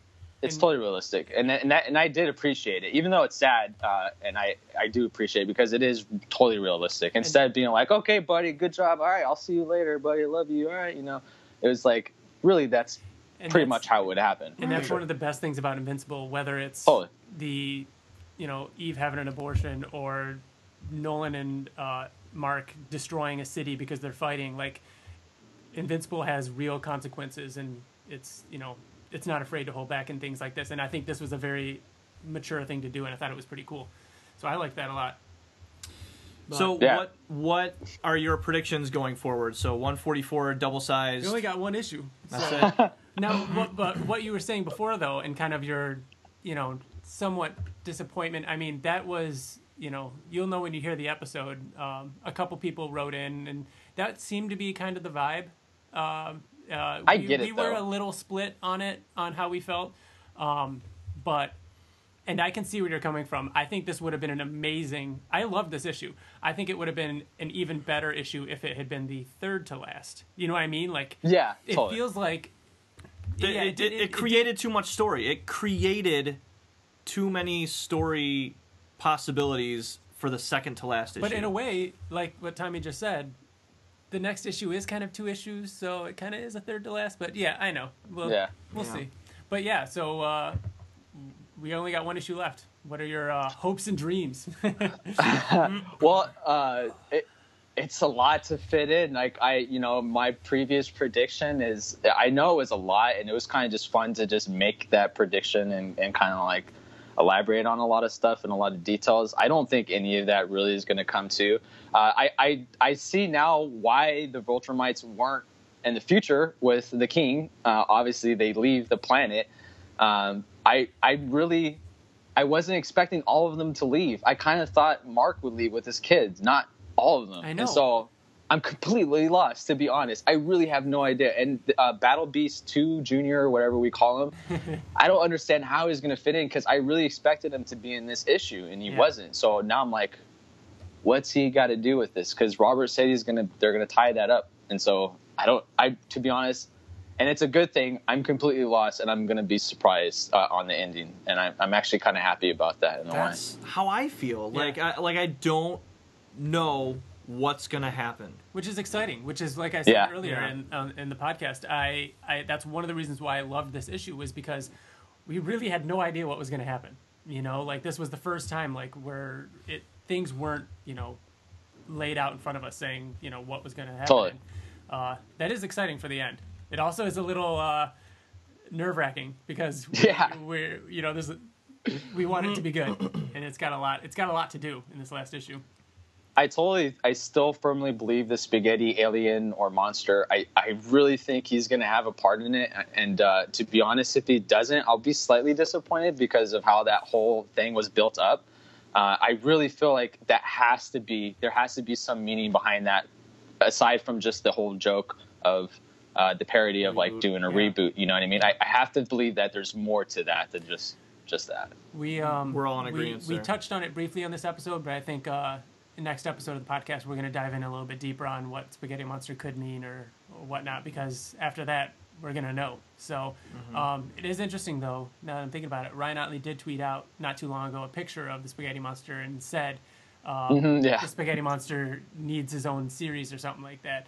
And that, to me, that feels like there's not going to be more. Yeah, he's just like making. He's preparing us for like. He's preparing us. Don't yell at me, guys. I agree with you. Don't yell at me. Yeah, I agree. I saw that too, and I thought the same exact thing. So yeah. But we'll see. But yeah, anything else you want to talk about? Yeah, I want to know like what your guys' perspective is as far as in like. I guess you already said you're going to be talking about it on the issue about this last one. I'm really curious in what you guys personally thought of, like, if you guys were let down or did you think something else was going to happen? We all had very different views. Yeah, we were very kinda different spread. opinions. So, Bill, I thought that it was a strong issue up until the last point. Like Ryan said, it's the last cliffhanger that we will ever have. And are you satisfied with that cliffhanger of Scott saying, "Oh, I'm not going with you guys, okay?" Okay. You know. Okay. So I felt the same way, but I also said, and I feel like it's true, and I'm trying to be an outsider, that I have expectations, and I don't know if just having expectations clouds my judgment on if it was, a good issue or if it was great or. I don't know. I wish I could be a new reader that's never read anything before and didn't have and didn't think about it. Didn't think about it for fucking 10 years. 10 years. You know what I mean? Yeah. And then sitting at the edge of this cliff, and this is the last cliffhanger, and then being like, oh, you know what I mean? What did I want? Yeah. What did I truly want? Did I want like? What did I want? I don't even know. And can I be satisfied? Is this Star Wars: The Last Jedi all over again? Yeah. That's what. Oh boy, that's what somebody else wrote in and said. Can they be satisfied? Like, is it possible? Like, we have to temper expectations and Yeah. I thought it was good. Yeah, I mean the ending. For it being the final cliffhanger, I was a little disappointed with, especially when there were other moments in the comic that I thought like, oh, this is going to be the last page. This would be a cool place to end it. This would be a cool place to end it. And then they ended it there. I was a little disappointed with it. But everything else, I thought it was a good issue. I liked it a lot. I liked everything with Marky. I liked everything with Alan. Yeah, I enjoyed it. And, go. Speaking of Marky, I one of you guys your account linked to a Reddit, and I went there. I didn't even know the Reddit existed, by the way. And I saw somebody talked on there, and I can't believe I never like realized this. And I don't know if it's really anything, but. Mark didn't get his powers until after puberty, but Tara and Marky are getting them way young. Yep, and we do you think we talked about that a few months ago on an episode, and I think it was the episode in which it showed Lycan, what's his name? The one Viltrum, Lucian, the one Viltrum. Oh yeah. He his son had powers because remember he like knocked a kid out, or at least we assumed he did. Now that I'm thinking about it, he could have just fought him. I don't know. Either way. He could have had powers too. So, is Mark the anomaly? Was Mark just a late bloomer? Yeah, that's odd. I don't know if that's just something they're burying or what. But I can't believe I never noticed that before, and it was just different and odd. Yeah, or it's just random, or it's just genetics that they have such long lifespans that what's a difference of 20 years when it comes to when you get your powers, and it just so happens. These most recent ones have been young. Mm-hmm. Yeah, totally. So, I don't know. But as far as my thoughts on the issue, I really liked it, and then I put it down, and it was one of those issues where I finished reading it, and then I didn't really think about it much until today when I was preparing for the episode. And the more I read it and thought about it, and especially after doing this episode and talking to the guys about it, I love it even more. Like I really like everything in this issue. Again, I kind of agree with the guys that I feel like I wanted a little more from that cliffhanger, but I think that when we're done reading 144, we're going to know why 143 ended with that cliffhanger. I think there's more than what we're seeing at face value with that decision. I think and I said it earlier, I think that's posing that's setting Mark up to make an interesting decision that's going to affect the end of the series. So, but we'll see. Yeah, true, totally. You know what's interesting is that we talked about when we started this podcast how we've become super hypercritical of the comic, like way more than we've just like before. We just enjoyed the comic and didn't even think anything about it. It's like working at Disney World and suddenly the magic too is much gone. and the magic. Yeah. But for this issue, like when I first read it, and I read it at. Because Remy woke up, my daughter woke up at like 5 something, and I'm like, oh yeah, it's fucking Wednesday, and they post shit early. So I'm like, I'm not going back to sleep. So I fucking sat there and I waited, and it popped up I think at like 6, and I read it, and I didn't like it. Really? I didn't like anything about it. Wow. Anything about it. And then once we started to talk about it and break it down, and I actually liked it more the more we talked about it, because like the conversation between Alan and Mark actually felt more impactful after discussing it with somebody else. I'm really curious to Tommy, what you think and what all the listeners think after we talk about it, because I think this is one of our best episodes. Like, I really liked all the things we talked about in this issue, and it was all, I don't know, it was all really good discussion. So you want people to say that they love us? No, that they love the issue. Oh, the issue. Oh, okay, yeah. No. Yeah, they already love us. No, because that's, I was going to ask that question too, like, do you feel... Do you have anybody to talk to about Invincible?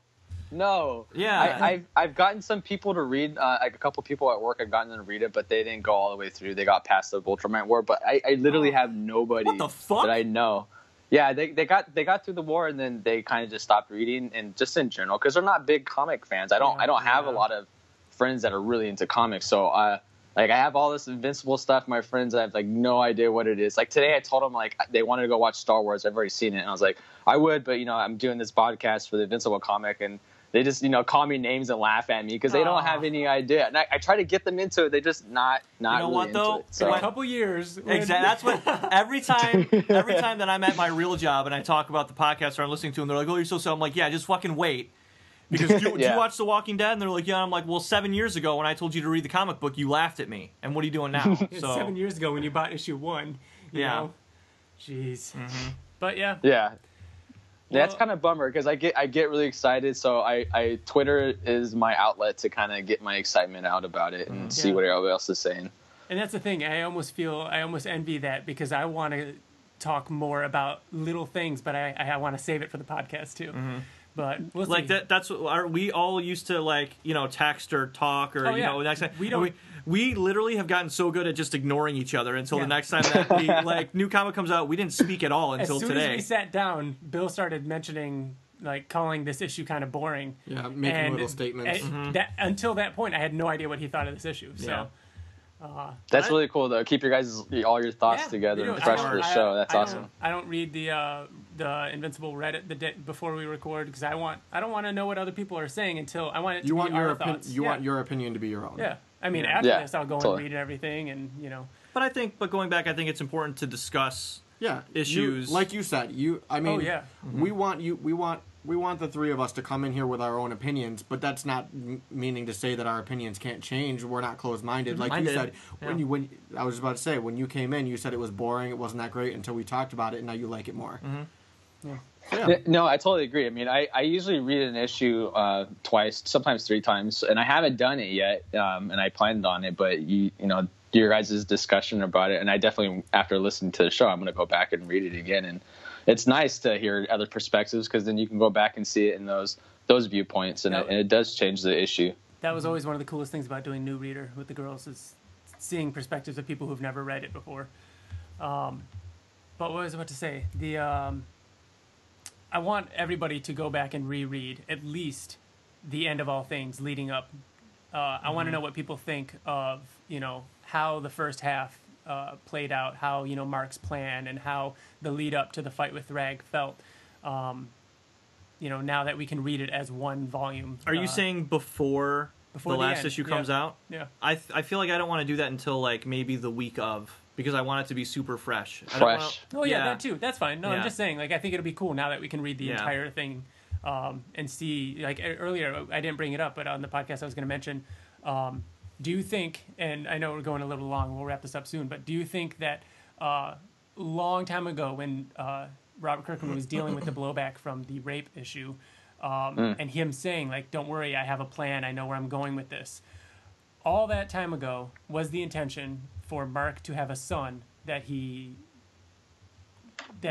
will leave behind and not see until he's older. So you still think that he doesn't want anything to do with Marky right now, or doesn't care? Well, as at the beginning of this issue, he didn't. But I'm saying up to this point, do you think Robert Kirkman always intended for Mark to have a son through those circumstances? Yes. Whether or not he knew, whether or not he knew it was going to end. But this, no. Yeah, I agree. Yeah. So I think that's interesting when he never really thought about that. Like, I think definitely for him to have a son, not necessarily for him not to be for him to that part grow maybe not. older, because then it'd kind of be, in a sense, just like Oliver all over again, which we don't need. We already got that with Oliver and with him growing up quickly. But I definitely think that was the plan. Yeah, and I do that part too. Now I'm making me remember of that, the issue in the very beginning. That was very realistic, and I really appreciated that part. And that's what I really like about Robert Kirkman, we talked about before, is that he writes very realistic of like how stuff would really happen. And like I really feel like if in that situation, say if it was me, I would feel odd going to this kid that came out of that weird situation. It'd just be extremely odd and awkward and kind of off-putting. So that was really interesting to see Mark, who's supposed to be, who's a human, but he's supposed to be this like really good guy, always doing the right things, and you see him having issues with doing the right thing, like going straight to his son immediately and talking to him, which would have been the right thing. But obviously that's a realistic and difficult situation to deal with. So. Yeah, no, it's really good. All right, I think we're gonna call it there, unless there's something else. Are you all good? You good, TJ? I'm good. Yeah, good. We're good. Thank you so much, Tommy, for coming and talking with us.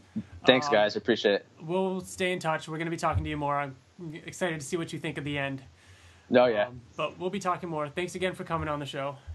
Awesome. Thanks, guys. Later. Thanks, man. Later. Bye. Peace. All right, thanks, Tommy, for joining us. You can find Tommy on Twitter at themadking28. Check out his picture that we talked about on the fan spotlight there, where he did the fan castings. And so yeah, you know what? We actually just got another message on Twitter from Brian saying, "Why is my Invincible sense tingling like Mark is going to go all Viltrumite ruler Darkseid style in the last issue?" Remember, you can email us at theinvinciblepodcast@gmail.com. You can find us on Twitter and Facebook. We always appreciate any feedback you guys give us, and thank you again for listening. If you have any thoughts on how you think the final issue should go of Invincible, whether it be funny or serious or whatever, go ahead and send them our way. We'd love to talk about them on the next episode. So thanks again, Bill, for joining me. Thank you. Thanks again, TJ. oh, thank you. And we're out. Bye, guys. Okay, bye. Bye. Bye.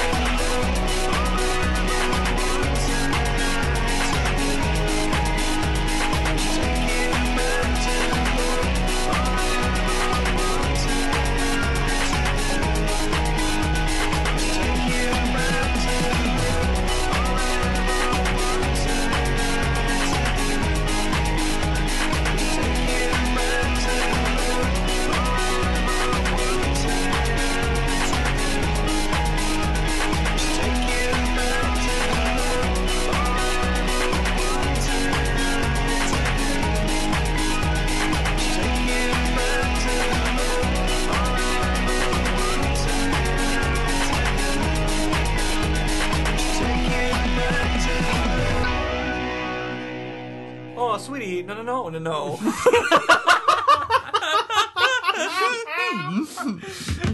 Okay. Oh, no. Oh, sweetie, no. No. Oh, sweetie, no. Oh, sweetie. No. No. Oh my God.